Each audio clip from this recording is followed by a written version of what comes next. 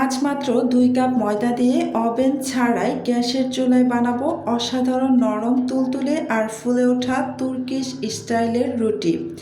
একবার বানাতে পারলে বারবার বানাতে ইচ্ছে করবে। ভিডিওটি শেষ পর্যন্ত দেখুন, কারণ শেষে আমি এমন কয়েকটি টিপস শেয়ার করব যেগুলো জানলে আপনার রুটিও ঠিক বেকারির মতো নরম ও সুন্দর হবে। চলুন শুরু করি। প্রথমে একটি বাটির মধ্যে নিয়ে নিচ্ছি আমি মেজারমেন্ট কাপে মেপে 2 কাপ পরিমাণ ময়দা, দিয়ে দিচ্ছি স্বাদ অনুসারে লবণ।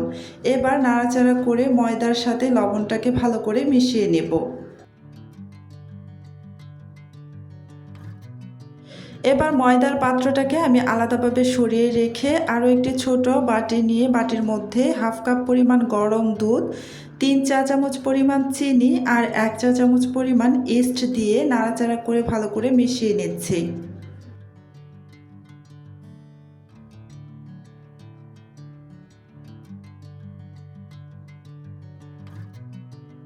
এবার ঢেকে 10 মিনিটের মতো রেখে দেব, এতে করে ইস্ট খুব ভালোভাবে অ্যাক্টিভ হয়ে যাবে।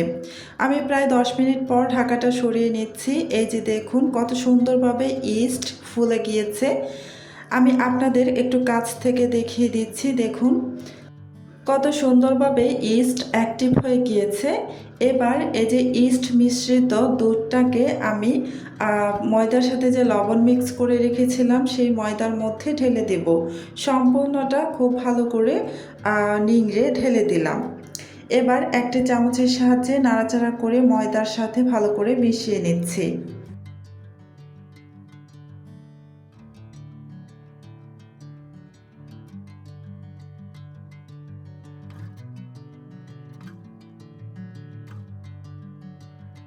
মিশিয়ে নেওয়া হয়ে গিয়েছে। এবার এখানে অল্প অল্প গরম দুধ দিয়ে একটা ডো বানিয়ে নেব। সাধারণত আমরা রুটি পরোটা বানানোর জন্য যেরকম ডোটা বানিয়ে থাকি ঠিক সেভাবেই ডোটাকে বানিয়ে নেব।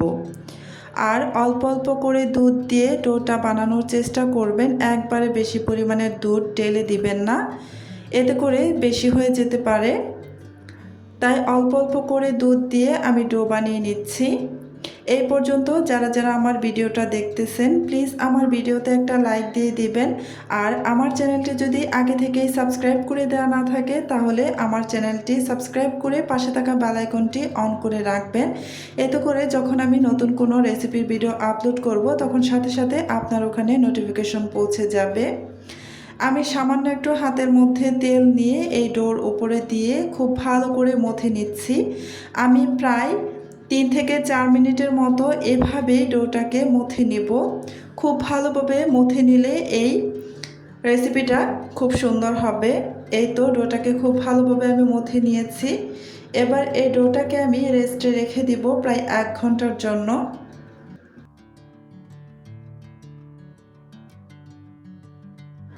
ঢেকে দিলাম। এবার ফিরে আসছি 1 ঘন্টা পর।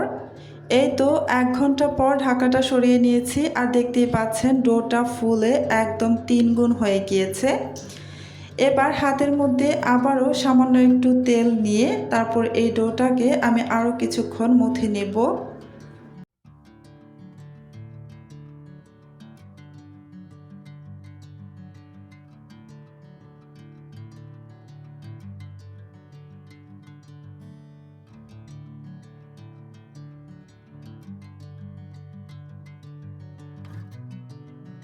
ভালোভাবে আবারও মথে নিয়ে তারপর এই ডোটাকে 3 ভাগে ভাগ করে নিচ্ছি।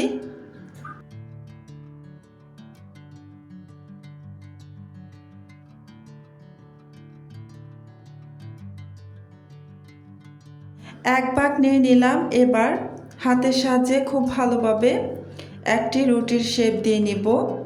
আপনারা দেখে নিশ্চয়ই বুঝতেই পারছেন আমি কিভাবে কাজটা করছি।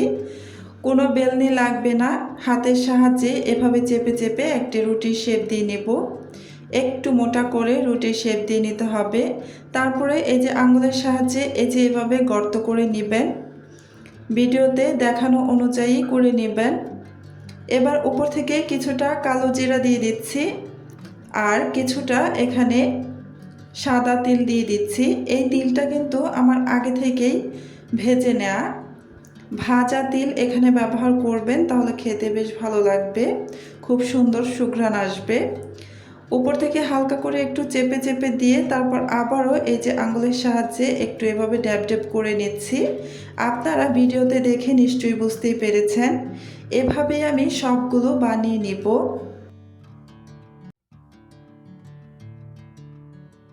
এবার একটা বাটি নিয়ে নিয়েছি, এই বাটির মধ্যে একটি ডিম ভেঙে নিচ্ছি। এই ডিম থেকে আমি ডিমের কুসুমটাকে আলাদা করে নেব। ডিমের কুসুমটাকে আলাদা করে আমি আলাদা একটি পাত্রের মধ্যে রাখবো, ছোট একটা বাটির মধ্যে রাখবো।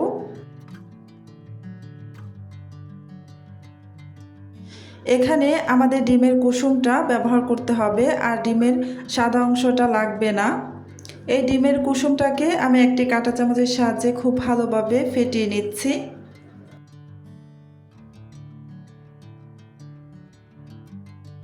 ফেটানো ডিমের কুসুমটা আমি একটা সাইডে রেখে দিয়ে এই যে চুলায় আমি আগে থেকে একটা প্যান বসিয়ে একদম চুলার আঁচ লো আঁচে রেখে তারপর গরম করে এই যে যেই পাশে আমি তিল আর ওই কালো জিরা দিয়েছিলাম সেই পাশটা নিচের দিকে দিয়ে তারপর ঢাকনা দিয়ে ঢেকে প্রায় 5 মিনিটের মতো রেখে দিয়েছিলাম। প্রায় 5 মিনিটের পর আমি ঢাকাটা সরিয়ে নিয়ে এই যে উল্টে দিলাম। অবশ্যই চুলার আঁচ কিন্তু একদম লো আঁচে রাখবেন। উল্টে দেওয়ার পর এই উপর থেকে আমি ডিমের কুসুম যে ফেটিয়ে রেখেছিলাম সেখান থেকে ডিমের কুসুম নিয়ে আমি এই যে ব্রাশ করে নিচ্ছি। এতে করে খুব সুন্দর একটা কালার আসবে। আবারও ঢেকে দিয়ে আমি 2 মিনিটের মতো রেখে দেব। 2 মিনিট পর ঢাকাটা সরিয়ে নিয়ে এবার উল্টে দেব।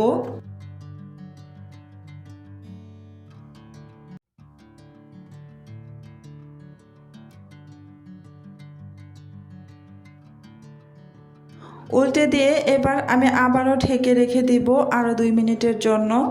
চুলার আঁচ কিন্তু শুরু থেকে শেষ পর্যন্ত একদমই লো আঁচে থাকবে। আরও 2 মিনিট ঢেকে রাখার পর এই যে আমি উল্টে নিচ্ছি। দুই পাশে কিন্তু খুব সুন্দরভাবে হয়ে গিয়েছে। এবার এটাকে আমি নামিয়ে নিব। সেমভাবে আমি বাকিগুলোকেও বেক করে নিব। দেখতেই পাচ্ছেন কতটা সুন্দর হয়েছে।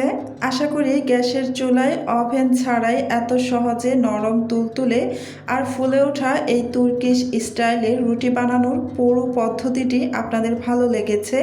যদি ভিডিওটি থেকে সামান্য উপকার পেয়ে থাকেন তাহলে ভিডিওটিতে অবশ্যই একটি লাইক দিয়ে আমাকে উৎসাহ দিন। আপনার একটি লাইক আমার জন্য নতুন নতুন রেসিপি নিয়ে আসার অনুপ্রেরণা দেয়। আপনি যদি এই রেসিপিটি বাড়িতে তৈরি করেন তাহলে কেমন হয়েছে অবশ্যই কমেন্ট করে জানাবেন। কোনো প্রশ্ন থাকলে নির্দ্বিধায় কমেন্টে বলুন, আমি উত্তর দেওয়ার চেষ্টা করব। আপনার মতামতই আমার কাছে সবচেয়ে মূল্যবান। সবাই ভালো থাকবেন। আল্লাহ হাফেজ।